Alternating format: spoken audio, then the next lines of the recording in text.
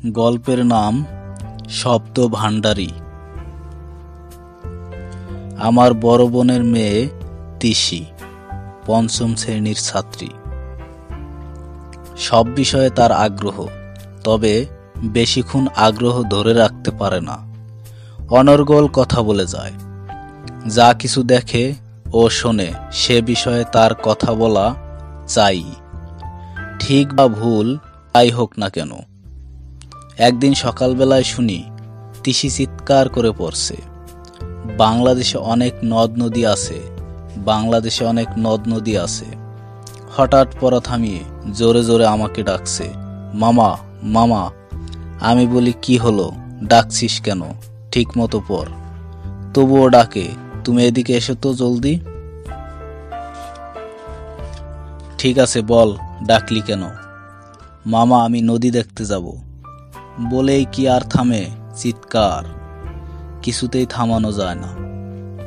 কি আর করা, অবশেষে বড় আপা রাজি হলেন। আমাদের জন্য কিছু খাবার দাবার তৈরি করে দিয়ে বললেন, যাও, তবে বিকেলের মধ্যে ফিরে আসবে। ঠিক তখন রান্নাঘরের আশেপাশে একটি হুলো বিড়াল ঘোরাফেরা করছে। তিশি বিড়াল তাড়াতে খুব মজা পায়।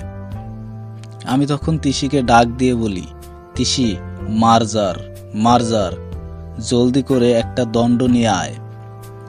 তিশি দৌড়ে একটা দড়ি হাতে নিয়ে হাজির। মামা, তুমি দড়ি দিয়ে কি করবে? আর তুমি যে বলছো মাজার, এখান তো কোনো মাজার নেই।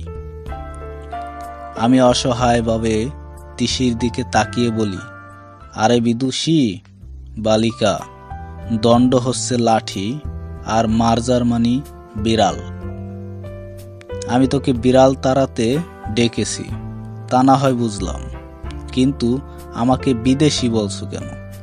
আমি তো তোমাদের তিশি। আরে হাবারাম, তুই বিদেশি হবি কেন? তাছাড়া কথাটা বিদেশি নয়, বিদুষী। বিদুষী মানি যে মেয়ের অনেক বিদ্যা বুদ্ধি আছে, বুঝলি? তা তুমি ঠিকই বলেছ মামা, আমি তো তাই। কিন্তু আবার হাবারাম বললে যে, বিদুষীরা কি হাবারাম হয়? না, কখনোই না। বিদুষীরা সবসময় বুদ্ধিমতী হয়। তুমিও বুদ্ধিমতী। আমাদের যাবার আয়োজন ঠিক হয়েছে। তিশি কাছে এসে বলে, মামা, আমরা কিসে যাব? কেন, সকেটে? না মামা, আমি যাব না। কেন? আমি সকট টকটে যাব না, আমি গাড়িতে যাব। আরে শোন, তাই তো যাব, সকট মানেও গাড়ি। তবে আমি যাব। কিন্তু মামা, তোমাকে একটা কথা বলি, তুমি এমন প্রসিদ্ধ বাংলায় কথা বলো না। কি বললি? প্রসিদ্ধ মানে কি? মানে বুঝলে না? মানে হচ্ছে পুরানো বা প্রাচীন। প্রসিদ্ধ শব্দের অর্থ বিখ্যাত বা খ্যাত। তিশির জানা প্রসিদ্ধ শব্দের এমন দশা দেখে আমি আর কথা বাড়ালাম না। গাড়িতে উঠে বসলাম। গাড়ি চলতে শুরু করলো। পাশে তিশি। পথের দুপাশে ঘরবাড়ি, গাছপালা, আবার কখনো বা বিশাল মাঠ। তার মধ্য দিয়ে আমাদের গাড়ি চলছে। সকালের আলো ছড়িয়ে পড়েছে গাছের পাতায়, ধানের শীষে। তিশি অনর্গল কথা বলে চলেছে। আমাকে কখনো বলছে, দেখো মামা, গাছের পাতাগুলো কেমন চিক চিক করছে। ধানের ক্ষেত বাতাসে দোল খাচ্ছে। তাল গাছ একা একা দাঁড়িয়ে, নারকেল গাছে কত ডাব, প্রজাপতিগুলো নেচে বেড়াচ্ছে। এমনি যা কিছু তার চোখে পড়ছে, সবই আমাকে জানিয়ে দিচ্ছে। আমরা ঠিক সময়ে পৌঁছে গেলাম। তিশিকে বলি, তিশি, এখন আমাদের অবতরণের সময়। সেটা আবার কেমন সময় মামা? ফেরার সময় নয় তো? এত তাড়াতাড়ি কিন্তু বাড়ি ফিরব না। না রে ভাগ্নি, না, এখন আমাদের অবতরণের সময়, মানে এখন আমাদের নামতে হবে। আমরা নদী দেখার জায়গায় এসে গেছি কিনা। তিশি আতকে ওঠে, বলে, সে কি মামা, আমরা নদীতে নামবো? সাঁতার জানি না তো। কি জ্বালা, নদীতে নামবো কেন? গাড়ি থেকে নামবো আর নৌকায় আরোহণ করব। ও বুঝেছি, গাড়ি থেকে নেমে নৌকায় আরোহণ করব, মানে নৌকায় করে ঘুরব। আচ্ছা মামা, তাহলে আজ আমরা সারাদিন আরোহণ করছি, মানে ঘুরছি, তাই না? না, আরোহণ মানি ঘোরাঘুরি নয়, আরোহণ মানি ওঠা। এই যেমন গাড়িতে ওঠা, পাহাড়ে ওঠা, নৌকায় চড়া, এসবই আরোহণ করা। এর মানে তিশি বলে উঠল, মামা, এখন আমি খাবো। তা কি খাবে, দুগ্ধজাত না ফলার? না মামা, আমি ওসব কিছুই খাবো না, রসগোল্লা আর কদবেল খাবো। হেসে বললাম, ঠিকই তো বলেছ, দুধ থেকে যেসব খাবার হয় তা দুগ্ধজাত, যেমন রসগোল্লা, আর ফল ফলাদি খাওয়া হলো ফলার। বুঝলে বিদুষী কন্যা? বুঝলাম। আমি যা, আমাকে তো তা বলবেই। ঘাটে নৌকা বাঁধা আছে, পরিচিত মাঝি। তিশিকে বললাম, আমার হাত ধরে তরণীতে আরোহণ করো। তিশি আমার দিকে তাকিয়ে বলল, কি বললে, তরণীতে আরোহণ করব? বললাম, হ্যাঁ, তুমি গাড়ি, পাহাড়, নৌকায় আরোহণের কথা বলেছ, তরণীর কথা তো বলনি। তাছাড়া এখানে তো নৌকা ছাড়া আর কিছুই নেই। শোন বুদ্ধিমতী মেয়ে, নৌকাকে তরণীও বলে। ও তাই বলো? তবে তোমার প্রসিদ্ধ বাংলা তো মাঝে মধ্যে, তাই তোমার মতো বুদ্ধিমতী হতে পারি না। শোন তিশি, বুদ্ধিমতী শব্দটা মেয়েদের বেলায় ব্যবহার করতে হয়, আর ছেলেদের জন্য শব্দটা হচ্ছে বুদ্ধিমান। ওই হলো আর কি মামা, একটা বললেই হয়। না, তা নয় তিশি, বলার সময় শব্দ সঠিক ও শুদ্ধ করে না বললে অন্যকে ঠিক মতো বোঝানো যায় না। তাছাড়া আমি যা বললাম বা শিখলাম তা যেন অন্য যে কেউ পড়ে বা শুনে বুঝতে পারে। ঠিক আছে মামা, এখন থেকে তাই করব। দুজনেই নৌকাতে উঠলাম। মাঝি নৌকা ছেড়ে দিল। নদীর নাম নবগঙ্গা। নদীতে স্রোত নেই, পরিষ্কার টলটলে পানি। নদীর তলা পর্যন্ত দেখা যায়, বালি চিকচিক করছে।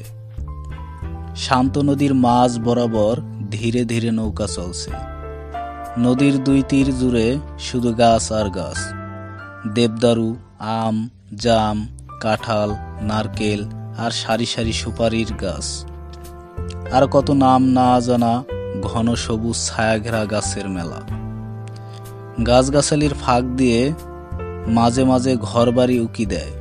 ঘাটে ঘাটে সব বয়সী মানুষজন গোসল করছে। কোনো কোনো ঘাটে দু একটা নৌকা বাঁধা, ছোট ছোট ঢেউয়ের দোলায় দুলছে। তিশি থেমে নেই, সে অনর্গল বর্ণনা দিয়ে চলেছে।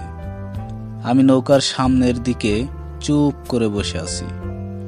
শান্ত নির্জন নদীর বুকে ভাসতে খুব ভালো লাগছে।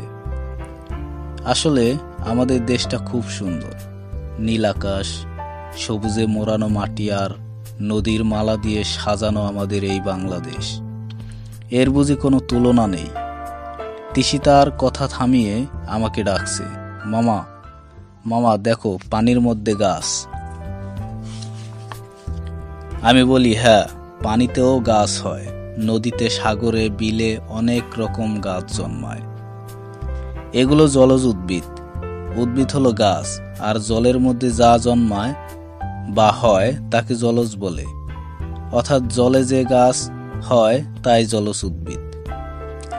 মামা, তাহলে জলে তো মাছ, কুমির, তিমি আরো কত রকম প্রাণী আছে, সেগুলোকে কি বলবে? কেন, জলজ প্রাণী? তা না হয় বুঝলাম, কিন্তু জলে যেসব স্টিমার, লঞ্চ আরো কত কিছু চলে সেগুলোকে কি জল সকট বলবে? না তিসি, ওগুলো হলো জলযান। যে সকল গাড়ি রাস্তা দিয়ে চলে সেগুলো হলো সকট, বুঝলে? আচ্ছা মামা, জলাশয় কি আমাশয়ের মতো একটা রোগ? আরে না না, যেখানে জল থাকে তাকে জলাশয় বলে, যেমন বিল, পুকুর, দিঘি, হাওর ইত্যাদি। এখন বুঝেছি মামা। যেমন ধরো, জল দিয়ে অঙ্ক করলে জলাতঙ্ক শব্দ তৈরি হয়। শোনো হে বুদ্ধিমতী বালিকা, জলাতঙ্ক একটা রোগ। পাগলা কুকুরে কামড়ালে এ রোগ হয়। তাছাড়া এ রোগের জীবাণু যে কুকুরের মধ্যে আছে সেটা কামড় দিলেও জলাতঙ্ক হয়। এ রোগীদের জল দেখলে খুব আতঙ্ক বা ভয় হয়, তাই এ রোগকে জলাতঙ্ক বলে, বুঝেছো? এখন বুঝলাম।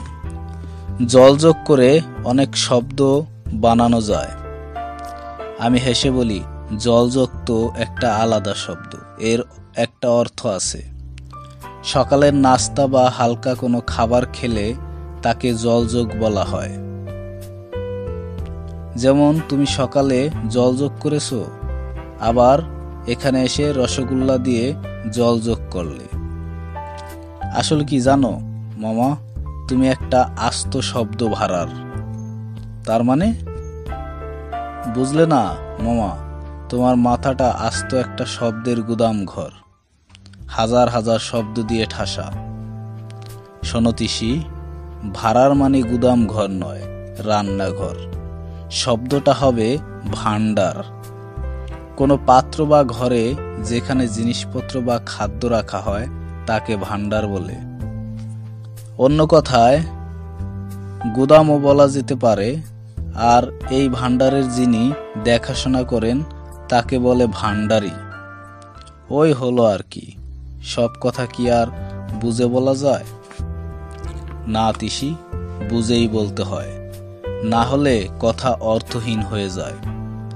মামা, এখন থেকে তোমাকে আমি শব্দ ভাণ্ডারী বলে ডাকবো।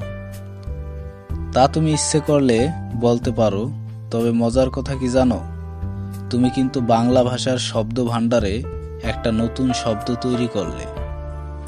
এখন দেখো, আমি আসলে হাদারাম নই, কত বড় বুদ্ধিমান। তা বটে, তবে তুমি বুদ্ধিমান নও, বুদ্ধিমতী। ওই হলো আর কি মামা। সূর্য পশ্চিম আকাশে ঢলে পড়েছে, পানির ওপরে গাছের ছায়া পড়ে চমৎকার আলো ছায়ার খেলা চলছে। এখন ফেরার সময়। তিসিকে বললাম, নদী তো দেখা হলো, এখন চলো বাড়ি ফিরে যাই। তিসির খুব অনিচ্ছা, তবুও ফিরে চললাম। আবার সেই পথ দিয়ে ফিরে যাচ্ছি। গাড়ির একটানা শব্দ, তিসির কোনো সারা শব্দ নেই। তাকিয়ে দেখি সে ঘুমোচ্ছে। আমরা সময় মতো পৌঁছে গেলাম। ততক্ষণে তিসির ঘুম ভেঙে গেছে। গাড়ি থেকে নেমেই তিসি তার মার কাছে ছুটে যায়। হাঁপাতে হাঁপাতে মাকে বলে, জানো মা, আজ ছবির মতো সুন্দর একটা নদী দেখেছি। আর শোনো, এখন থেকে আমি খুব বুদ্ধিমতী। মামার কাছ থেকে অনেক নতুন নতুন শব্দ শিখে ফেলেছি। আমাকে কিন্তু এখন আর বুদ্ধিমতী বলে ডাকবে, হ্যাঁ? তিসিকে মা বুকের কাছে টেনে নেয়, মুখে তার আনন্দের হাসি।